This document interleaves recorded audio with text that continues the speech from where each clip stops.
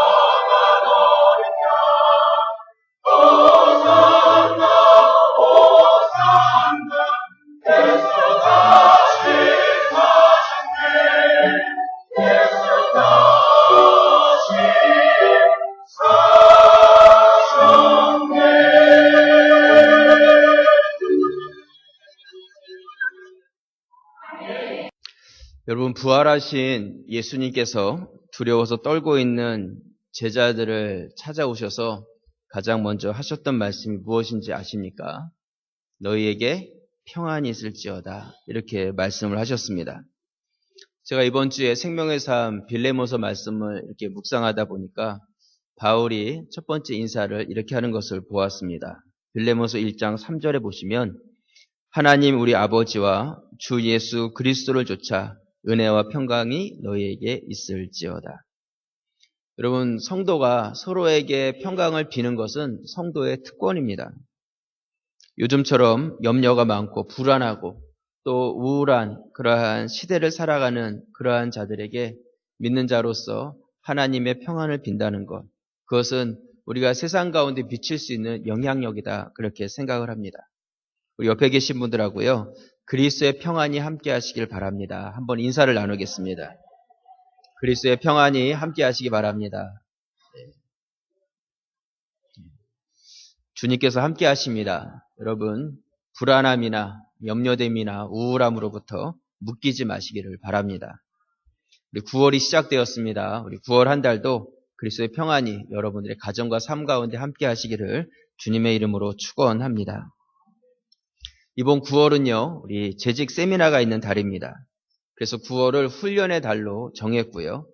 지나온 2013년도를 한번 돌아보고 또 앞으로 하나님께서 허락해 주실 2014년도를 우리가 계획하면서 나 자신을 다시 한번 새롭게 무장할 수 있는 그런 9월이 될 수 있기를 주님의 이름으로 부탁을 드립니다. 지난주에 우리가 개강 예배를 통해서 원로 목사님께서 하나님의 직분을 받은 자는 내면에 거짓된 그런 가면을 다 벗어 던지고 바른 인격과 바른 성품을 가지고 하나님을 섬겨야 된다는 말씀을 해주셨습니다. 재직 세미나를 시작하면서 여러 많은 말씀들이 있겠지만 다른 말씀들이 아니라 먼저 내 내면에, 먼저 내 성품적인 내 인격에 대한 그 준비의 말씀을 해주신 것이 얼마나 우리 교회에 잘 맞는 말씀인가, 그런 생각을 가졌습니다. 말씀에 감사를 드리고요. 오늘은 우리 3본에서 목회를 하시는 이기동 목사님께서 오셔서 말씀을 전해주십니다. 제가 이기동 목사님 대해서 잘 아는데요. 이 목사님은 교회를 개척하시고 교회를 건강하게 이렇게 성장시키신 그런 목사님이십니다. 오늘 많은 말씀을 해주시겠지만 제가 간단하게 먼저 소개를 한다면, 교회를 이렇게 개척하시고 교회가 성장이 되면서 영혼에 대한 전도와 또 선교에 대한 열정을 가지신 분이 바로 이기동 목사님이십니다. 그래서 이 목사님이 선교에 대한 마음을 가지시고 중국을 많이 다니셨어요. 성도들을 보내기도 하시고 본인이 또 중국을 방문하기도 하시고 그렇게 많이 중국에 대한 사명을 갖고 사역을 하셨는데, 어느 순간에 이 목사님 마음속에 그런 마음을 갖게 됐어요. 어떤 마음이냐면, 내가 성도를 보내거나 이렇게 방문하는 것이 아니라 내가 직접 중국으로 들어가야 되겠다, 이런 마음을 가지신 것이죠. 그래서 건강하고 안정된 교회를 이렇게 목회를 하고 계셨었는데, 그 모든 목회를 다른 목사님에게 다 내어 맡기고 그리고 중국으로 들어가셨습니다. 그래서 북경으로 들어가셔서 그곳에서 한인들을 위한 이민 목회를 하셨어요. 그런데 이 목사님께서 이 목회에 굉장히 많은 은사를 가지고 계신 분이십니다. 그래서 중국에 이제 많은 이민 교회들이 있는데 그 이민 교회들 중에서 두 번째로 많은 성도들이 모이는 그러한 큰 교회로 이 교회가 성장이 됐습니다. 그래서 이 북경 성삼교회 하면 중국에서 이렇게 사역하시는 사역자들이나 선교사님들, 또 북경에서 신앙생활 하셨던 분들, 이런 분들이 다 아는 아주 유명한 교회가 되었어요. 그런데요, 이 목사님이 그렇게 북경에서 사역을 잘 하시다가 이 중국 사역의 어려운 점이 무엇이냐면, 미국 같은 경우는 영주권이나 시민권을 받으면 거기에 그냥 안정되게 사역을 할 수 있는데 중국은 비자를 받아야 합니다. 근데 이 북경 성삼교회가 성도 수가 계속 늘어나고 또한 그 북경 안에서 영향력 있는 교회로 이렇게 커가자 이 공안 당국에서 이 이기동 목사님에 대해서 좀 경계에 그러한 눈총을 주기 시작했고, 결국 이제 한국에 나와서 비자를 갱신해서 다시 받아야 되는데 비자를 내주질 않는 거예요. 그러니까 중국에 들어가야 되는데 들어갈 수 없는 그러한 상황이 되어버린 것이죠. 그래서 많은 노력으로 중국에 다시 가려고 했는데 들어갈 수가 없었습니다. 그래서 결국 2007년도에 다시 3본에다가 교회를 개척하게 된 것이죠. 그래서 3본에 교회를 개척하시고 지금 6년이 좀 넘었는데요.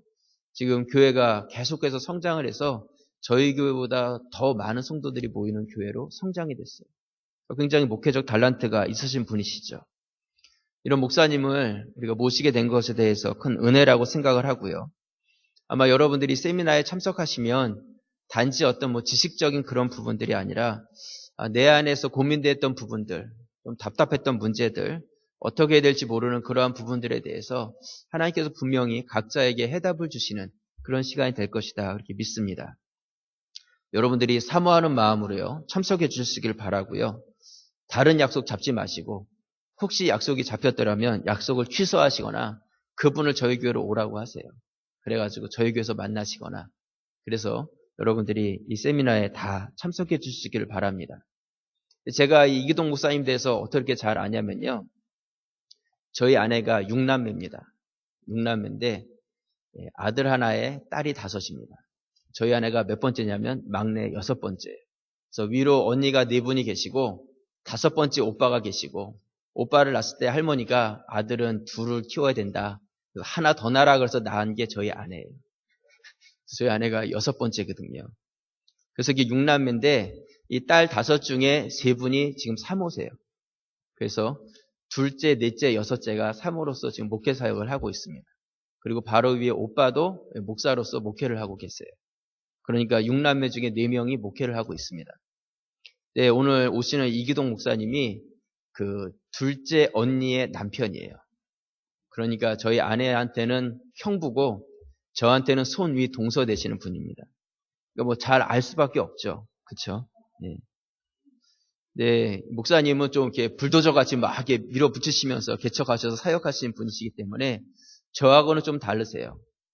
그래서 아마 제가 이렇게 전했던 메시지하고는 또 다른 그런 부분에서의 메시지를 전해주시는 분이시고 그렇기 때문에 교회에 또 균형 있는 그러한 말씀을 전해줄 수 있을 것이다. 그런 생각을 갖습니다. 우리가 지난주에도 많은 은혜를 받았지만 여러분들 이번 주에도 세미나에 참석하셔서 큰 은혜를 받을 수 있는 그런 시간이 될 수 있기를 바랍니다. 아멘이십니까? 네. 이번 9월은요, 훈련의 달을 맞아서요, 제가 디모데전서와 디도서의 말씀을 나누려고 합니다. 디모데전서, 디모데후서, 디도서는 우리가 목회서신이다 그렇게 이야기를 합니다. 그래서 디모데전서는 에베소라는 곳에서 목회를 하고 있었던 디모데에게 편지를 쓴 책이고요. 디도서는 그레데 섬에서 목회를 하고 있었던 디도에게 편지를 쓴 그 책이 바로 디모데전후서, 디도서의 말씀입니다. 그렇기 때문에 이 말씀을 이렇게 묵상해 보면 하나님의 교회를 어떻게 목회를 가야 되는지 우리에게 지혜로 알려주시는 그런 말씀들이 가득 담겨져 있습니다. 오늘은 디모데전서의 이 시작 부분의 말씀을 나누려고 하는데요. 이 디모데전서는 디모데가 에베소에서 목회를 하고 있을 때 바울이 디모데에게 써준 편지의 글입니다. 근데 당시 이 에베소 교회는 문제가 있었는데 어떤 문제가 있었냐면 거짓 교사들이 아주 기승을 부리고 있었습니다. 잘못된 교훈을 가르치고 있었다는 것이죠. 그래서 바울은 그 거짓 교사들을 단호하게 다 물리치고 이제 네가 가서 바른 교훈을 가르치라고 이야기를 하고 있습니다. 오늘 디모데전서 1장 3절 말씀에 보시면 내가 마게도냐로 갈 때 너를 권하여 에베소에 머물라 한 것은 어떤 사람들을 명하여 무엇을요? 다른 교훈을 가르치지 말며 신하와 끝없는 족보에 창념치 말게 하려 함이라. 이런 것은 믿음 안에 있는 하나님의 경륜을 이름보다 도리어 변론을 내는 것이라 이렇게 이야기하고 있습니다. 바울은 디모데를 에베소에 머물게 한 이유에 대해서 정확하게 설명하고 있는데 그것이 무엇이냐면 성도들을 엉뚱한 곳에 빠지게 하는 것, 잘못된 가르침을 행하는 자들, 그들을 다 배격하고 바른 믿음을 가질 수 있도록 그들을 가르치라고 바울은 디모데를 에베소에 머물게 했다는 것이죠. 우리가 여기서 발견할 수 있는 중요한 한 가지 사실이 있는데 그것이 무엇이냐면 이 에베소 교회는요 어떻게 시작이 되었냐면 바울이 그곳에 방문을 해서 교회를 개척하고 또한 그곳에 있는 성도들을 3년 넘게 가르치면서 양육했던 교회가 바로 에베소 교회였습니다. 그러니까 바울에게 있어서는 다른 교회보다도 더 특별하고 또한 바울로부터 더 많은 훈련과 가르침을 받았던 교회가 바로 에베소 교회였다는 것이죠. 그런데 그런 교회가 거짓 교사들과 거짓 교훈으로 인해서 엉뚱한 데에 빨려 들어가는 그러한 일들이 일어나게 되었다는 것입니다. 여러분 우리가 알아야 될 것은요. 내가 말씀을 많이 안다는 것, 또한 내가 신앙생활을 오래 했다는 것, 그것이 우리를 안전하게 지켜주는 것이 아니라는 것입니다. 우리가 많이 알고 오히려 신앙생활을 오래 한 것 때문에 잘못된 길로 빠져들어가는 경우들이 있을 수 있다는 것이죠. 우리가 그것을 경계해야 되고 그렇기 때문에 우리가 바른 교훈을 배우기 위해서 우리는 더욱더 노력을 해야 된다는 것입니다. 제 주위에 있었던 신학생이나 아니면 사역자들이나 아니면 선교단체에서 훈련받았던 그런 분들 중에서 지금 다른 이단이나 이런 데로 빠진 분들이 꽤 많이 있습니다. 꽤 많이 계신다는 것이죠. 그 사람들이 말씀을 몰라서가 아니었어요. 오히려 말씀을 알았기 때문에 잘못된 길에 빠진 자들이 있었다는 것이죠. 여러분, 요즘 신천지가 얼마나 교묘하게 교회를 공격하고 있는지 아십니까? 요즘 신천지의 전략이 어떠냐면요. 재정적으로 어려운 교회들이 많이 있습니다. 작은 교회들, 또 상가에 있는 교회들, 운영이 잘 안 되는 교회들이 많이 있어요. 또 교회를 이렇게 건축을 하고 빚이 너무 많은데 감당하지 못하는 그런 교회들이 있습니다. 그래서 경매로 나온 그런 교회들도 있거든요. 근데 신천지가 재정적인 힘을 가지고 그런 교회를 사들이고 있어요. 그런 작은 교회들을 각 지역에서 사들이고 있는 것이죠. 그래서 그 신천지에서 훈련받은 사람들을 목회자라고 해서 그 교회로 파송해서 목회자로 세우는 거예요. 그런데 간판을 바꾸느냐? 바꾸지 않아요. 그냥 그 간판 그대로 걸고 장로교, 침례교, 감리교 그대로 걸어놓고 거기서 목회를 하니까 그 지역에 있는 사람들은 그 교회가 그냥 건강한 교회로 생각을 하고 그 교회를 찾아가고요. 또한 신천지에 있는 성도들이 그곳에 모여가지고 예배를 드린다고 하면서 북적북적대면서 사람들을 전도해서 그 사람들을 끌어모으는 것입니다. 그래가지고 끌고 온 사람들을 거기서 성경 공부, 훈련을 시켜가지고 신천지의 잘못된 교훈을 가르치는 것이죠. 그래서 자연스럽게 그 사람들을 이단에 빠지게 만드는 그런 전략을 사용하고 있습니다. 여러분, 저희 교회 가까이에도 신천지 교회가 생겼어요. 여러분, 그렇게 지금 신천지가 기승을 부리고 있다는 것을 기억하시기 바랍니다. 또 어떤 훈련이나 가르침, 말씀보다는 사회봉사나 예식에 더 관심을 갖고 있는 것이 천주교거든요. 그래서 이 천주교는 말씀의 깊이가 좀 얕습니다. 그래서 이 신천지로부터 아주 좋은 타겟이 지금 천주교가 되고 있다는 것이죠. 이제는 교회는 신천지가 잘 공격하지 못해요. 왜냐하면 옛날에는 좀 넘어오는 사람들이 있었는데요. 요즘은 다 교회마다 포스터를 붙이고 또한 2단 세미나 해가지고 가르치기도 하고 신천지 하면 그냥 성도들이 무조건 그냥 알러지 반응을 일으키기 때문에 잘 그 신천지에 넘어가지 않는다는 것이죠. 하지만 천주교, 성당에 다니는 이런 분들은 성경 공부 모임 오십시오 해가지고 그 사람들을 초대해가지고 너무 쉽게 그 사람들을 미혹시키고 있습니다. 말씀의 깊이가 약한 자들이 그것에 너무 쉽게 넘어가고 있다는 것이죠. 그래서 요즘 천주교에서는요, 미사가 끝나면 신부들이 광고 시간에 이 신천지에 대해서 조심하라는 광고를 하고 있다는 거예요. 여러분, 왜 이런 문제들이 과거서부터 지금까지 계속 이어져 오고 있는지 아십니까? 그것은 다른 이유가 없어요. 무엇이냐면 바로 바른 가르침이 없었기 때문에 이 잘못된 가르침에 넘어가게 되었다는 것이죠. 이 잘못된 가르침, 오늘 말씀에 보면 다른 교훈, 그것을 가르쳤기 때문에 이런 일들이 교회 안에서 일어나게 되었다는 것입니다. 여러분, 이 가르침이라는 것이 얼마나 중요한지 여러분들이 아셔야 한다는 것이죠.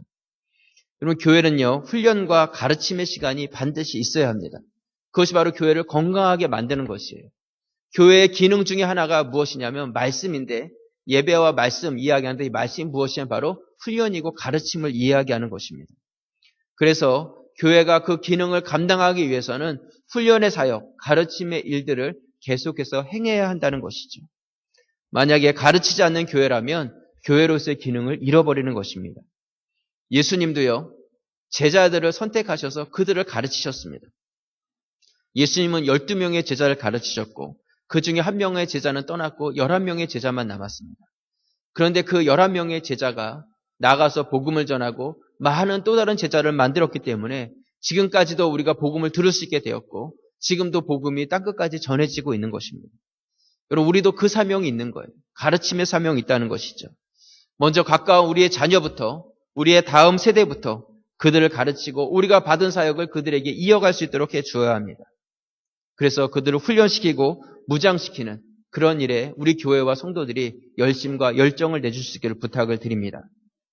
오늘 저는 이 훈련의 달 첫 번째 말씀으로서 이 가르침에 대한 이야기를 나누려고 합니다. 저는 말씀의 제목을 가르침이다 이렇게 정했는데요. 정말 너무너무 중요한 주제예요. 너무나 중요한 주제입니다. 혹시 제목을 보고 너무 딱딱하다 생각할지 모르지만 여러분 우리에게 있어서 너무나 중요한 주제인 것을 잊지 마시기를 바랍니다. 먼저 첫 번째로요. 가르침에 대해서 우리가 잊지 말아야 할 것은 내 것을 비워야 한다는 것입니다. 어떻게 해야 된다고요? 내 것을 비워야 한다는 거예요. 어떤 말씀인지 아실 것입니다. 이런 가르침을 받기 위해서는요. 먼저 내 것을 내려놓으실 수 있어야 해요. 내 것을 비울 때 새로운 것을 받아들일 수가 있습니다.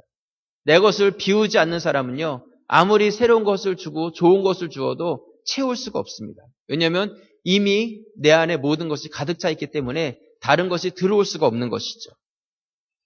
이번 재직 세미나를 진행하고 있는데요. 여러분 마음속에 혹시 난 다 알아. 이미 책자도 다 나왔는데 이거 보니까 내가 옛날에 받았던 교육 그거 똑같은 거야. 난 제목만 들어도 서론, 본론, 결론이 다 나와. 혹시 내 안에 이미 다 알고 있다고 생각하는 분들, 그런 분들은 새로운 가르침을 받으실 수가 없어요. 내 것을 비우지 않으면 새 것이 들어올 수가 없다는 것이죠. 성도들 중에도요. 나는 다 알고 있다고 생각하는 분들이 계십니다. 근데 이런 분들은 어떤 특징이 있냐면 골목대장 특징이 있어요. 어떤 특징이라고요? 골목대장 특징이 있어요. 왜냐하면 나는 다 알고 있으니까 내 마음대로 내 뜻대로 다 하고 싶은 거예요.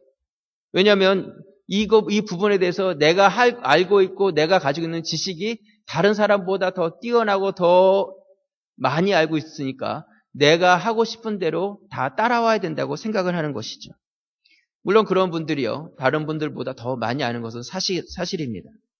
다방면에서 잘 알고 계세요. 그런데요.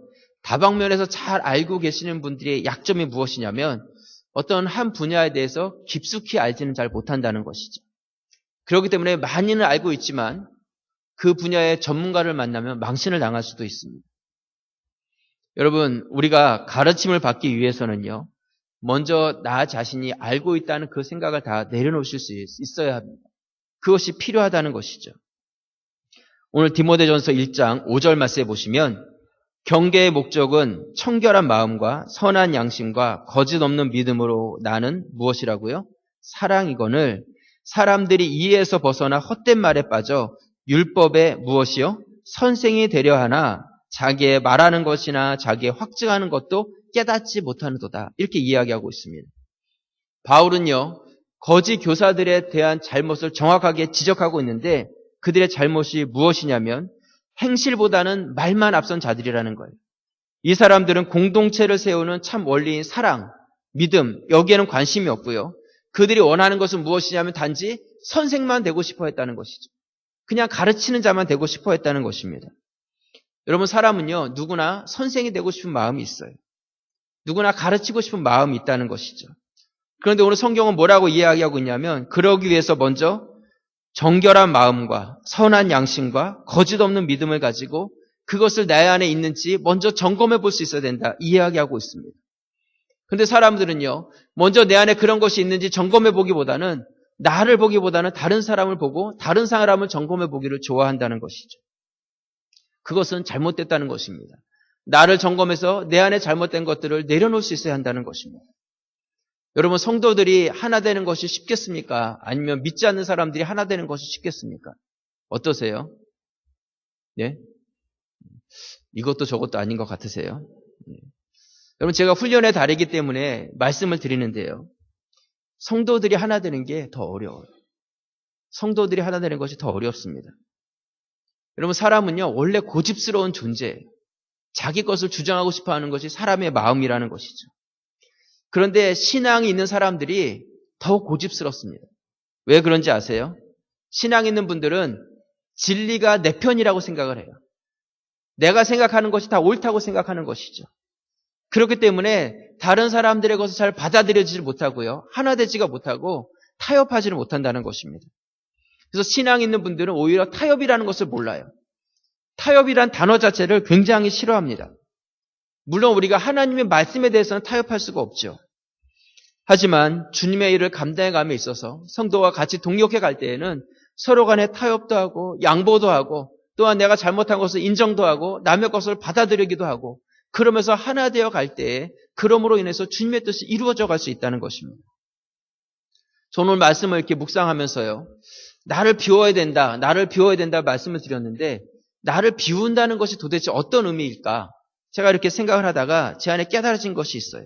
그것이 무엇이냐면 나를 비운다는 것은 내가 잘못한 것을 인정하는 것이다. 그렇게 말씀이 깨달아졌습니다. 왜냐하면 내가 잘못됐다는 것을 인정하게 될 때에 어떻게 해요? 내 것을 버릴 수도 있는 거예요. 내 것을 양보할 수도 있다는 것이죠. 내 것을 비우고 내려놓을 수도 있다는 것입니다. 내가 잘못되지 않았다고 생각하면 비울 수가 없는 것이죠. 여러분 정말 존경스러운 사람은 무엇이냐면요. 무엇이든지 다 잘하는 사람이 존경스러운 것이 아니라 내가 틀렸을 때 그것을 틀렸다고 인정할 수 있는 사람이 존경스러운 사람이에요. 여러분 만약 아버지가 자식에게 얘야 아버지가 틀렸다. 아버지가 틀렸어. 아버지가 잘못했다. 만약에 자식에게 그렇게 말할 수 있다면 자식에게 만 가지 잔소리를 하는 것보다 더 큰 영향력이 있을 것입니다. 더 효력이 있을 거예요.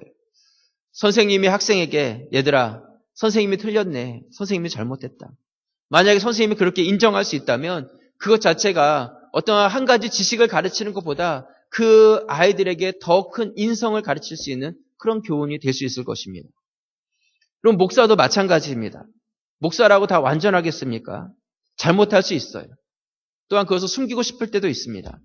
하지만 목사도 잘못된 것에 대해서는 잘못됐다고 인정을 하고 하나님 뜻이 무엇인지를 구하고 그 뜻대로 나아가길 원할 때 그랬을 때 하나님께서 원하시는 건강한 교회 공동체가 되어진다는 것입니다.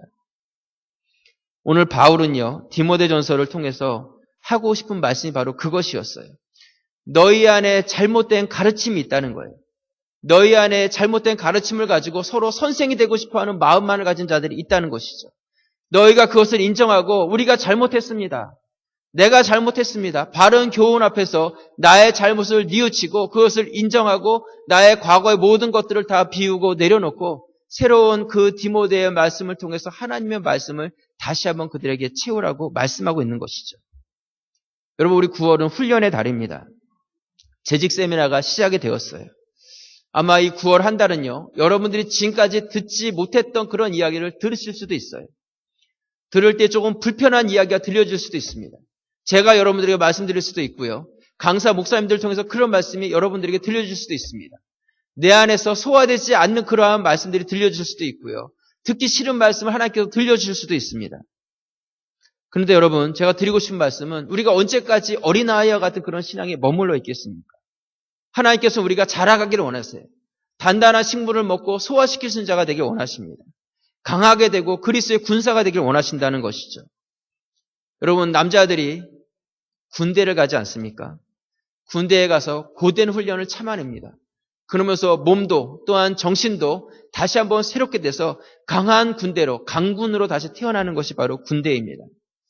여러분 저는 이번 9월 훈련의 달이 여러분들이 그러한 마음의 각오를 가지고 시작했으면 좋겠습니다. 내 안에 나를 다시 새롭게 하고 나를 강하게 세워가시고 나를 훈련시키셔서 하나님의 강한 군대로 만들고자 하시는 하나님의 뜻을 다시 한번 여러분들이 깨닫는 시간이 될 수 있기를 부탁을 드립니다. 여러분 군대를 입대하는 그 젊은 남자의 마음이 어떻겠습니까? 왜 나 같은 사람까지 나라에서 부를까? 그런 마음이 들지 않겠어요? 그러면서도 그 마음 속에 다시 한번 나를 새롭게 하는 그런 기대감을 가지고 군대에 입대할 것입니다. 여러분 저는 이 9월을 시작하는 우리 가자자유교 성도들의 마음이 그런 마음이었으면 좋겠어요. 군대를 입대하는 마음. 머리를 바짝 깎고 다시 한번 정신을 다시 해서 이 9월 한 달 내가 주님 앞에서 어떠한 훈련이라도 한번 내가 받아보겠다. 고대한 그러한 하나님의 말씀이라 할지라도 내가 그것을 한번 소화시켜 보겠다 하는 그런 마음으로 여러분들이 9월을 맞이할 수 있기를 바랍니다. 하나님께서 여러분들을 강하게 훈련시키시고 또 여러분들을 크게 성숙시키실 것입니다. 여러분들이 그런 기대를 가지고 9월을 여러분들이 진행해 가실 수 있기를 주님의 이름으로 축원합니다. 아멘이십니까? 군대에서는 소리가 작으면 어떻게 해요? 기합을 받잖아요. 아멘이십니까? 네, 감사합니다. 두 번째로요, 우리가 가르침에 대해서 알아야 될 것은요, 꿈이 있어야 합니다. 꿈. 여러분, 가르치는 자는요, 꿈이 있습니다.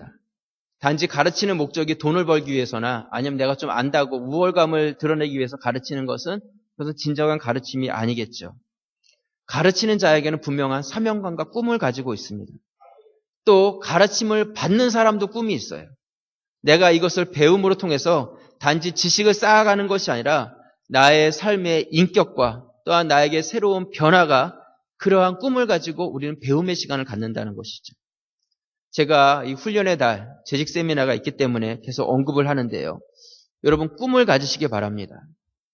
지금까지 나의 삶 가운데서 부족하고 만족스럽지 못한 부분들이 있었다면 이번 이 훈련의 달을 통해서 나를 변화시키고 나를 성장시켜 가겠다는 그런 꿈을 여러분들이 하나님 앞에서 꿈을 꿀 수 있기를 바라요. 아멘이십니까? 네. 여러분 하나님께서는요. 이스라엘 백성들에게 말씀을 주셨어요. 율법의 말씀을 주셨습니다. 말씀을 주셨다는 것은 무엇을 의미하냐면 그들을 가르치셨다는 거예요. 하나님께서 그들을 가르치기 위해서 말씀을 주셨고 가르치셨다는 것은 하나님께서 그들을 향한 꿈을 가지고 계셨다는 것입니다. 만약에 이스라엘 백성들을 포기하셨다면 말씀 자체를 주시지도 않았을 것입니다. 여러분 우리가 어려운 형편에도 안 읽고 안 쓰고 그러면서 왜 우리의 자녀들을 가르치겠어요? 우리의 자녀들이 보다 더 나은 삶을 살기 위해서 부모들이 희생하면서도 자녀들을 가르치지 않습니까? 그것이 바로 자녀를 향한 부모의 꿈이에요. 부모의 마음이라는 것이죠. 하나님께서 우리에게 말씀을 주신 것도 동일하다는 것입니다. 우리를 향한 하나님의 꿈이 있다는 것이죠. 하나님의 마음이 거기 담겨져 있다는 것입니다. 하나님께서는 말씀을 주시면서 우리를 훈련시키고 세상의 다른 사람들과는 구별돼서 세상 사람들이 그렇게 살아가는 그런 삶과는 구별된 삶, 그들과는 똑같지 않은 삶을 우리가 살기를 하나님께서 원하고 계시는 것이죠. 말씀을 통해서 그들이 살아감으로 인해서 세상에 구별돼서 세상에 오히려 영향력을 미치는 삶을 살기를 하나님께서 원하고 계신다는 것입니다. 여러분 저는 목회를 하면서 우리 가자제일교회에 그런 꿈을 꾸고 있어요. 우리 성도들에게도 그런 변화가 있기를 꿈꾸고 있습니다. 저희 가자제일교회 성도들 하면 저 북가자동 꼭대기에 있는 저 교회 성도들은 무엇인가 좀 다르다는 그런 소문이 나기를 바랍니다. 세상의 사람들은 물질과 육체의 것에 가치를 두고 살아가지만 저 교회 성도들은 하나님 나라와 영적인 것에 가치를 두고 살아가고 그러면서도 그들의 삶을 볼 때에 무엇인가 기쁨이 있고 행복해 보이고 얼굴엔 미소가 있고 그러면서도 세상 가운데서 그들과 동화되지 아니하고 세상을 이끌어가고 있는 그 삶의 모습이 세상 가운데 보여지고 도전이 되는 그런 소문과 그런 성도들이 될 수 있기를 바랍니다. 여러분 오늘 본문에 나오는 이 에베소 교회 안의 문제점이 무엇이냐면요. 그들은 말씀을 모르는 사람들이 아니었어요. 말씀을 배우면서 오히려 말씀을 다 안다고 생각한 것이 문제였다는 것이죠. 다 알기 때문에 말씀을 무시하면서 세상 가운데서 말씀대로 살아가는 것이 아니라 세상에서 살아가는데 세상 사람들과 전혀 구별되지 않는 그들과 똑같은 삶을 이 에베소 교회 성도들이 살고 있었다는 것입니다. 이것이 바로 그들의 문제였다는 것이죠. 그러면서도 그들이 말씀을 잘 알고 있다고 하면서 율법의 선생이 되고자만 했다는 것입니다. 오늘 디모데전서 1장 7절 말씀 다시 보시면 율법의 선생이 되려 하나 자기의 말하는 것이나 자기의 확정하는 것도 깨닫지 못하는도다. 율법이 선생이 돼서 율법을 가르치고는 있는데 중요한 것은 내가 뭘 가르치고 있는지 그것에 대해서도 정확히 알지 못하고 가르치고 있다는 거예요. 8절 그러나 사람이 율법을 법있게 쓰면 율법은 선한 것인 줄 우리가 아노라. 바울은요 에베소 교회 성도들에게 이야기하고 있습니다. 율법의 선생이 되려고 한다면 자기가 그것에 대해서 정확히 알아야 되는데 이 말씀을 주신 하나님의 뜻, 이 말씀을 주신 하나님의 꿈, 그것이 무엇인지 알고 왜 주셨는지에 대해서 알면서 그대로의 삶을 살아가야 되는데 그런 삶을 살지 못하고 잘못된 다른 교훈을 가르치고 있다고 이야기하고 있다는 것이죠. 율법을 바르게 사용한다면 얼마나 선한 것인데 그것을 바르게 사용하지 못하고 있다고 지적하고 있습니다. 곧 이들은 말씀을 받았어요. 말씀을 알았습니다. 하지만 왜 주셨는지 또한 하나님의 뜻이 무엇인지 하나님의 꿈이 무엇인지 전혀 알지 못했기 때문에 세상 가운데 전혀 영향력이 미쳐지지 않았다는 것이죠. 구별되지 않았다는 거예요. 그것을 어떻게 알 수 있냐면 그 다음에 이어지는 말씀에서 정확하게 바울이 지적하고 있는데요. 디모데전서 1장 9절에 보시면 알 것은 이것이니 알아야 된다는 거예요. 법은 옳은 사람을 위하여 세운 것이 아니요 오직 불법한 자와 복종치 아니하는 자며 경건치 아니한 자와 죄인이며 거룩하지 아니한 자와 망령된 자며 아비를 치는 자와 어미를 치는 자며 살인하는 자며 음행하는 자며 남색하는 자며 사람을 탈취하는 자며 거짓말하는 자며 거짓 맹세하는 자와 기타 바른 교훈을 거스르는 자를 위함이니 여기서 알 것은 이것이니 그것은 우리에게 분명히 알아야 될 것이 이것이라는 거예요. 대충 띄엄띄엄 알 것이 아니라 분명하고 정확하게 알아야 되는데 여기서 열거하고 있는 것이 무엇이냐면 바로 십계명의 말씀이에요.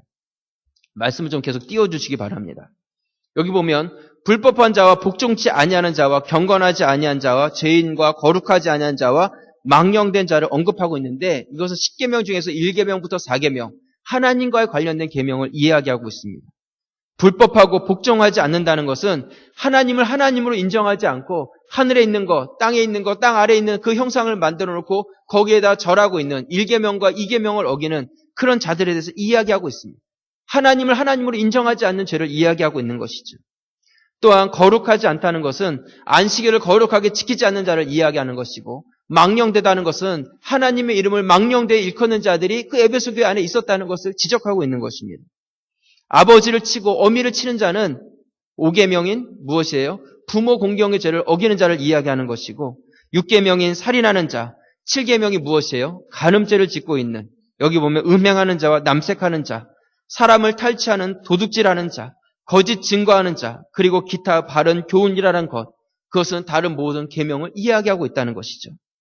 곧 에베소 교회 성도들의 잘못이 무엇이냐면 우리는 말씀을 다 알고 있습니다. 율법의 말씀을 다 깨닫고 있습니다. 그렇게 말은 하고 있지만 말씀을 가르치고 있다고 이야기하지만 정작 율법의 기본되는 10계명조차 제대로 지키지 않고 있는 이 성도들의 모습에 대해서 바울은 정확하게 지적을 하고 있다는 것이죠. 이들은 말씀을 받았지만 하나님의 뜻을 알지 못했습니다. 하나님의 꿈을 알지 못했다는 것이죠. 여러분들은 어떠십니까? 말씀을 몰라서가 아니라 말씀을 알고 있지만 우리는 그 말씀에 맞게 살아가고 있습니까? 나에게 말씀을 주셨는데 그 말씀 주신 하나님의 꿈에 맞게 우리가 살아가고 있냐는 것이죠. 오늘 우리가 가르침에 대해서 말씀을 나누고 있습니다. 훈련을 받아야 되니까 여러분 그냥 억지로 내가 직분 때문에 참석하는 그것이 아니라 여러분들이 이 재직 세미나 기간을 통해서 하나님께 질문해 보세요.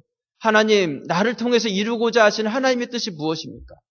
나를 통해서 꿈꾸고 계시는 하나님의 꿈이 무엇입니까? 하나님께서 나를 통해서 감당하고자 하는 하나님의 사역이 무엇입니까? 나에게 말씀을 주신 그 이유가 무엇입니까? 여러분들이 그것을 하나님께 묻고 이 재직 세미나 기간을 통해서 여러분들이 해답을 받고 이제 이 9월이 지나갈 때 나의 삶에 잘못된 부분들이 수정이 되고 내려놓을 것은 내려놓고 하나님의 꿈을 향해서 나아감으로 세상 가운데 영향력을 미치는 그런 성도의 삶이 될 수 있기를 주님의 이름으로 축원합니다. 아멘이십니까? 네. 우리 말씀의 결론을 내립니다. 1963년, 지금부터 50년 전이죠. 8월 28일 어떤 일이 있었는지 아십니까? 사진을 좀 보여주시겠어요? 네. 누군지 아시죠? 미국의 마틴 루터 킹 목사님이 워싱턴 DC에서 링컨 메모리얼, 링컨 기념관 앞에서 유명한 연설을 했습니다. 그래서 우리 지난 주간이 이 마틴 루터 킹의 이 연설의 50년을 기념하는 주간이 바로 지난 주였습니다. 그 연설의 제목이 무엇이냐면 I have a dream. 나에게는 꿈이 있습니다. 그러한 명연설을 했죠. 흑인의 아픔을 품고 그런 연설을 했습니다. 그 연설에 이러한 대목이 있습니다. I have a dream that one day on the red hills of Georgia, the sons of farmer slaves and the sons of farmer slave owners will be able to sit down together at a table of brotherhood. 이게 무엇이냐면 나에게는 꿈이 있습니다. 언젠가는 조지아주의 붉은 언덕 위에 노예들의 후손들과 노예의 소유주들의 후손들이 형제의 식탁에 함께 자리에 앉은 그래서 같이 식사를 나누는 그런 꿈을 나는 꾸고 있습니다. 또 이렇게 이야기합니다. I have a dream that my 4 children will one day live in a nation where they will not be judged by the color of their skin, but the contents of their character. 무엇이냐면 나에게는 꿈이 있습니다. 나의 4명의 어린 아이들이 언젠가는 그들의 피부색이 아니라 그들의 됨됨이에 의해서 판단되어지는 나라에서 살게 될 것이라는 그런 꿈을 나는 꾸고 있습니다. 마틴 루터 킹 목사님이 그러한 연설을 했다는 것입니다. 이것이 50년 전에 꾸었던 그 꿈이었는데 그 꿈이 50년이 지나서 그 꿈이 실제로 미국 사회 안에서 이루어졌다는 것이죠. 이번 주에 마틴 루터 킹 연설 그 50주년을 기념하면서 미국의 흑인 대통령 누구예요? 오바마 대통령이 그 마틴 루터 킹이 연설했던 그 링컨 메모리얼, 링컨 기념관 앞에서 기념 연설을 이번에 했습니다. 그때 오바마 대통령이 뭐라고 연설을 했냐면 이렇게 연설을 했어요. 그들이 행진했기 때문에 미국이 바뀌었습니다. 그들이 행진했기 때문에 시민권법이 통과되었고 투표 권리법이 서명되었습니다. 그들이 행진했기 때문에 기회와 교육의 문들이 활짝 열려 그들의 딸과 아들들이 남의 집 빨래를 하거나 신발을 닦는 일에서 벗어나 자신의 삶을 상상할 수 있게 되었습니다. 그들이 행진했기 때문에 시의회가 바뀌었고 주의회가 바뀌었고 연방의회도 바뀌었습니다. 그리고 마침내 백악관도 바뀌었습니다. 정말 백악관이 크게 바뀌었죠. 여러분, 꿈은요, 이루어지게 되어 있어요. 중요한 것은 내가 꿈을 꾸고 있느냐, 꾸고 있지 않느냐, 그게 중요하다는 것이죠. 오늘 우리가 가르침에 대한 이야기를 나눴는데요. 여러분이 꿈꾸는 자들이 되실 수 있기를 바랍니다. 나를 비우고 새로운 그 훈련 앞에서 나를 하나님의 강한 군사로 무장시킬 수 있기를 바랍니다. 그래서 하나님께서 나를 향해서 꾸고 계신 그 꿈, 그것이 내 삶 가운데서 이루어짐으로 하나님의 영광이 여러분 삶 가운데 드러날 수 있기를 주님의 이름으로 축원합니다. 기도드리겠습니다.